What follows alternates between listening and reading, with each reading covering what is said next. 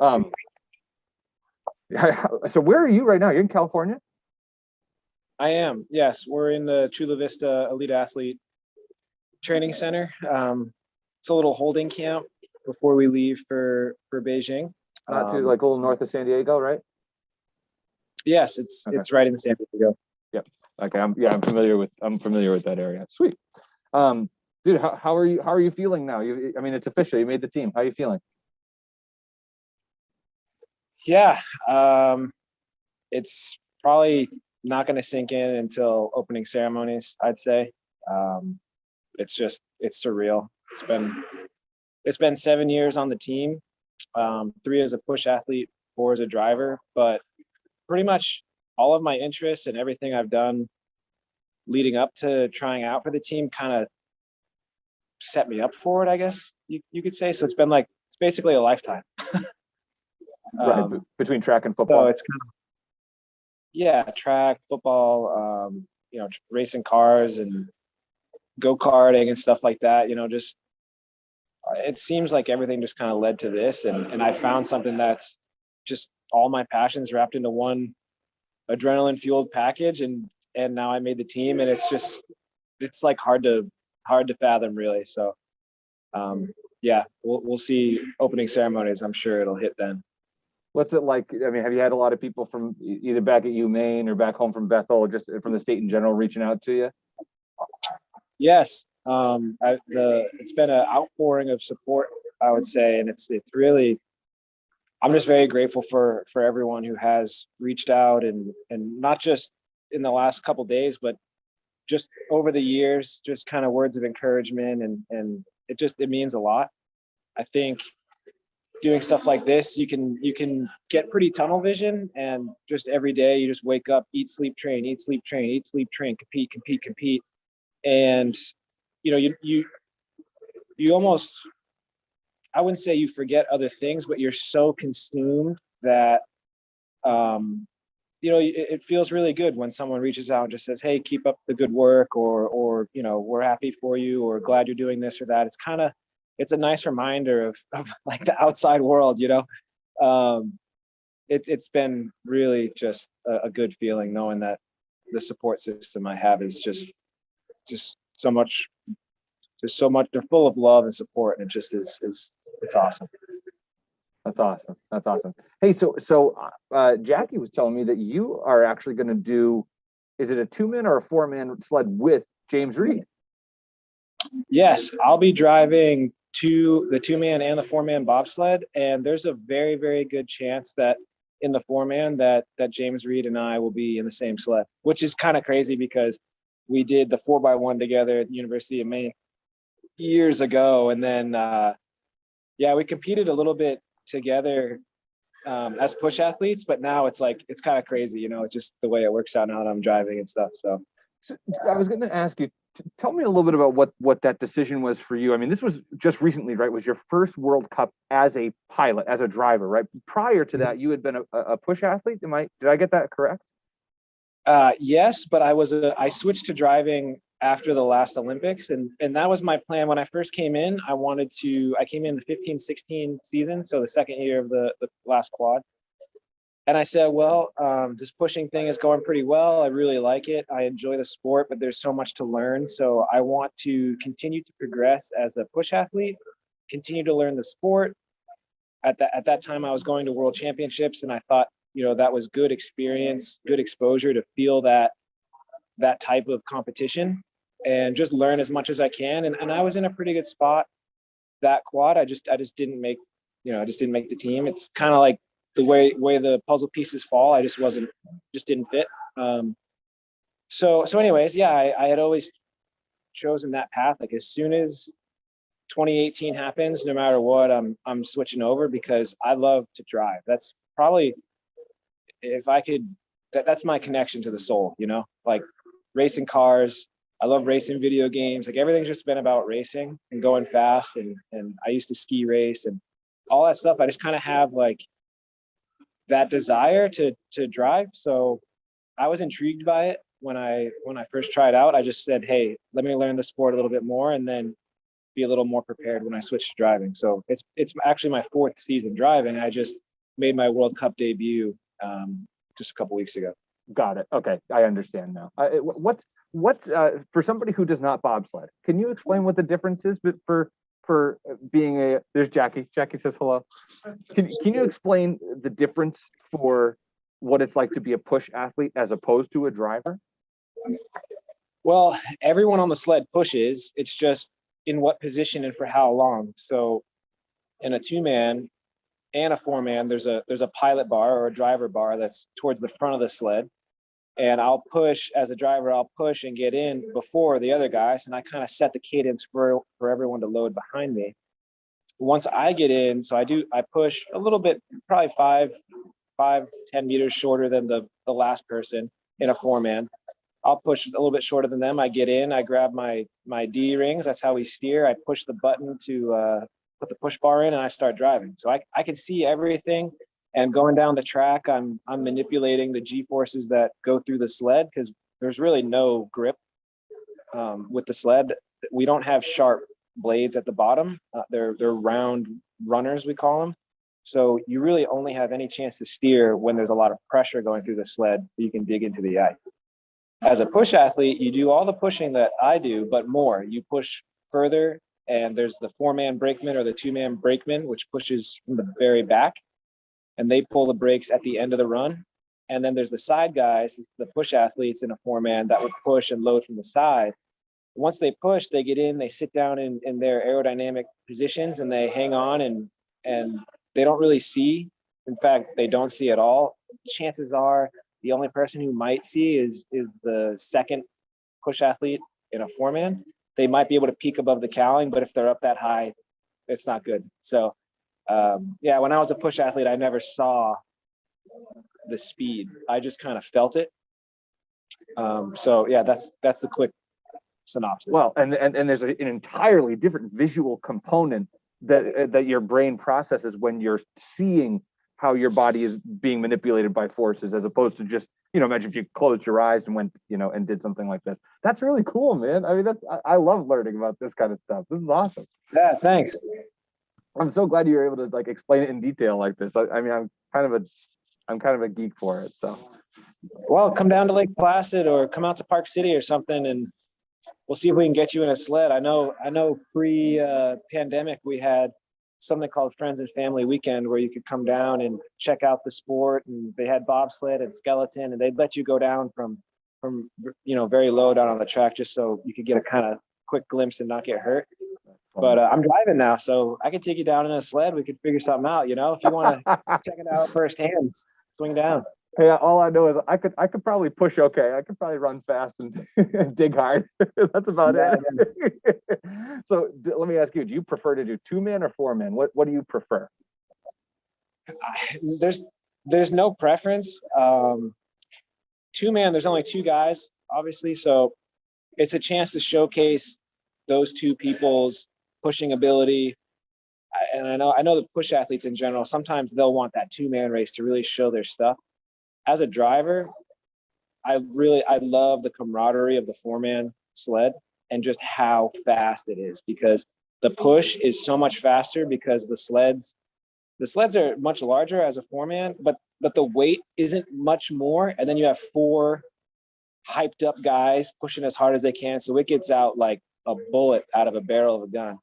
And then also going down the track, it's so much heavier, and we're a momentum sport. So you have faster pushes, which helps with speed. And then you have more momentum with the weight. So you're going a lot faster. There's more pressure, literal pressure through the sled.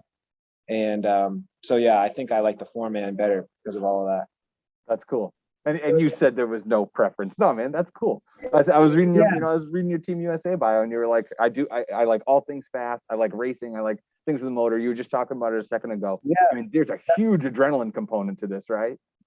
Oh, for sure. So I guess I do kind of have a preference, but I just love racing. So when we're doing two-man, I'm as excited as I could possibly be on that day. And then when it's four-man, I'm just as excited as I could possibly be. So it was like in high school. What's your favorite sport? It's like the one I'm doing right now. Yeah. So will you compete in both in Beijing, both two-man and four-man? Yes. Okay, cool. Can you kind of walk me through that, like the this, like kind of the adrenaline component. How do you balance yourself from there's so much technical and physical that goes into this sport, right? You have to be explosive from the start to get going fast, get that momentum, to have a good speed down the track. But then once you get into that sled, and especially you as the driver, there's a lot of technical components that go into really, I would imagine a lot of it is feel in making sure that you turn when appropriate, not brake when appropriate, but lean when appropriate. Like, how do you balance that when you're going? I mean, how fast are you going? Like 90 miles an hour, right? Yeah, we've hit 97 in Whistler, and you nailed it. You really kind of explained as a push athlete how hyped up you can be, and your job is just the few seconds of pushing as hard as you can. And then when you get in, your job isn't over, but you've done the main part of your job already.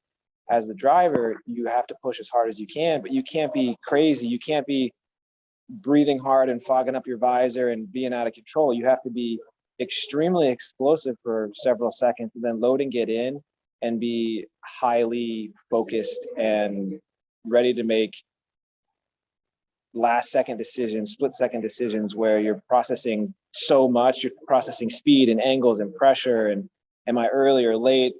And you have to be very focused. So yeah, there's a pretty big dichotomy to driving. You have to go from one level to another in the split second. Well, and that's actually a pretty good segue.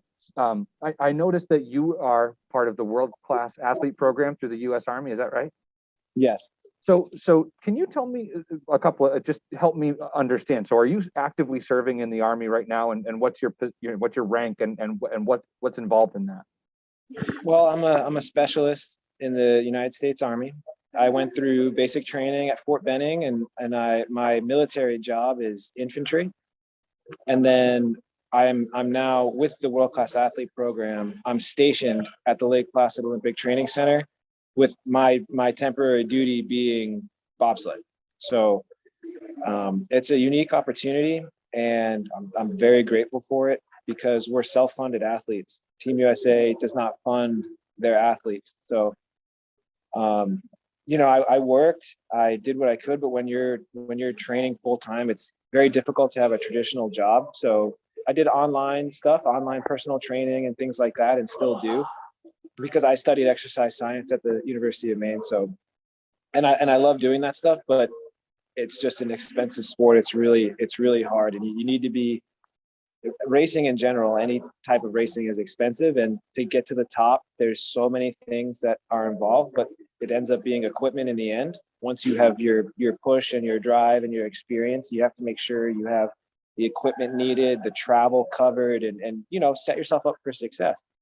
So it really changed things for me, being able to have a consistent paycheck where I can budget and I can eat healthy. I don't have to skimp out on meals and stuff. I'm eating correctly and resting and all that. So it's a unique opportunity, and quite frankly, it's a huge help with the trajectory of my career, because I worked as much as I could. I sold off whatever I could. I had a mountain bike and an Xbox. I don't need that stuff anymore. And the priority was bobsled. And if it wasn't bobsled related, it was gone. So, and once you run out of that, you're like, hey, I need to find a way to have this be sustainable. And it's an honor to serve. And we say we wear two uniforms, and they're for the same team. So it's a pretty big honor. Yeah, no kidding. Wow, you really summed it up. I barely even have to ask any more questions about it, because you did such a good job. I mean, does this mean you'll be going to serve overseas after the quad's over, or will you try to go for another quad, or what happens? I want to do bobsled as long as I can. Everyone has a time clock on their career, and with something like bobsled, where we don't have professional contracts and there's injuries that can stop your career that day, it's really hard to say what I'll do and for how long. But I can tell you that my competitive drive and that internal fire that I had as a kid and through all my life for athletics and competition is as large as it's ever been. And I don't anticipate ever wanting to stop competing. And then also finding something like bobsled that combines my interest in working on things and sprinting and lifting and racing, I'm never going to want to stop. So for as long as I can remain competitive and as long as I can be healthy, I'm going to be doing this sport. So That's awesome. I'm really excited for it. That's awesome. Is there any requirement through the WCAP that you actually go do any service? I mean, you said you're infantry, so it makes me think that, you know, you would be in a combat situation. Is that something that's on the horizon for you regardless, or how's that work? Yeah, I can't really say. I don't. Okay, no, that's fine. No, I don't know what the future holds, but I can tell you that, I maintain my military training, and I'm constantly learning and trying to do the best I can in both careers, both with the military and with Team USA. Right now, my duty my duty station is the Lake Placid Olympic Training Center. So for the foreseeable future, I'm focused on, I'm getting my military requirements done and making sure my obligations are taken care of. But my responsibilities right now lie with Team USA through the World Class Athlete Program in the Army. So they're kind of working together here, and I'm just doing my best for both. All right. So do you know Emily Sweeney? Yes. You know she's in a WCAP too, right? Yes. Do you guys ever bump into each other or not? Not really. I mean, I know you guys are both in Lake Placid. Yeah. So when we're in Lake Placid, we go to the training center, just about every day, whether it be for sprints, lifts, or physiotherapy and stuff like that. So, and we have meals there and things like that. So yeah, I bump into her all the time. And yeah, she's from Maine as well, and in WCAP, and yeah, she's been a huge help because she's my superior in the chain of command. So she offers good advice, and when I need help with things or just general advice, whether it be sliding sport related or military related, she's been a big help. It's been cool. That's really cool, man. What a small world, right? What a I know, crazy yeah. small world. I know, yeah. It's been cool. That's awesome. Let me check my notes here and see if there's anything else I wanted to make sure that we got in. Sure. What have I not talked to you about that you want to make sure that you get across to all the people back home about what it's going to be like for you to be in Beijing? Yeah, it's my first Olympics, and I think the best way I can explain everything is I'm just very grateful to be here at all. I'm grateful for the people who have always had my back and my support system, and all my friends and family and fans from Maine that they're just super supportive, and they really, I say I'm the luckiest guy in the world, not even necessarily from making the Olympic team, just from having the support system I have. It's what I do is very fulfilling to me because it's linked to my passions, but just knowing that the support system I have has my back the way they do, and just the love and support everyone has shown me it's just so comforting, and it really just warms my heart. So for me, I'm focused on performance and doing the best I can at the Olympics, but I gotta say these last few days have been really heartwarming, and I really appreciate everyone back home that shows their love and support. It means a lot to me. Awesome. I don't know that I asked you this. How did you decide on getting into bobsled? Well, it was kind of, I watched it every 4 years. I didn't know that there were any other type of bobsled. It was just at the Olympics and that's it. I didn't know, there was no collegiate bobsled or anything. So I would watch that, and I would watch alpine skiing for Winter Olympics. I was like, oh, this stuff's really cool, the speed stuff. But anyways, yeah. So in college, we had a coach that was on the development team for a bit. He kind of put a bug in our ear. He pulled a few of us aside. Was like, hey, just, might be something worth looking at. If you guys like it, you might love it. It might be pretty good. So there was a handful of us from University of Maine that tried out in 2014-15 season, and then 15-16, and I was the 15-16 kind of group that came in. At one time, actually, there was 5 or 6 University of Maine athletes in the sliding sports, whether it be skeleton or bobsled, and in World Cup, national team, and then North America's Cup and stuff like that. So it was pretty cool. There was a decently large group of us over there. So, but that's kind of how it happened. You find out that you can just try out. There's a combine, and anyone who's watching that has seen bobsled or or skeleton or just likes going fast and kind of, adrenaline, I recommend you go to a combine. They hold them throughout the summer and throughout the whole country. Just look up USABS, USA Bobsled and Skeleton, and search the combine schedule. They're going to assess your sprint speed, your broad jump, and then a forward shot put toss through the legs. They kind of get, your raw athleticism through that. And then you get invited to a rookie push camp. You learn to push a sled.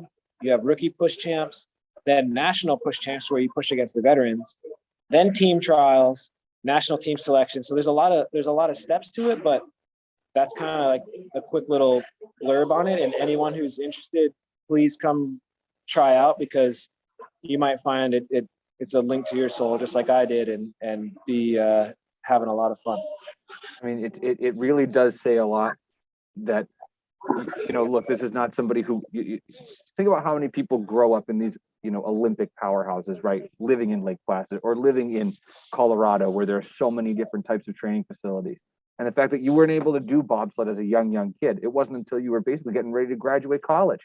I mean, and the fact that you're now on Team USA, I mean, do you ever reflect on that and think about kind of what that's like? I mean, that's a huge achievement. Yeah, it's I'm still processing it. Like I said before, it's kind of wild. My time in high school, I pushed myself really hard, and I got hurt senior year of high school. So I went on to college, and I was doing college sports, soccer, and then I wanted to do track because I felt like I had unfinished business with track. Then I got hurt my senior year in track. So I've had some bumps on the road in my athletic journey, but I stuck with it, and now I'm here, and it's unfathomable a little bit, So I would say though that if you're passionate about something and you make sure you give your all and see it through, some pretty cool things can happen. Good deal. Frankie, you've been extremely generous with your time. I want to be respectful of that, but I want to ask you before you go, do you prefer to be called Frankie or Frank? What do you prefer? I won't be offended by either, but I go by Frankie. Okay, then that's what we're going to go with. All right, I'm going to turn off the recording.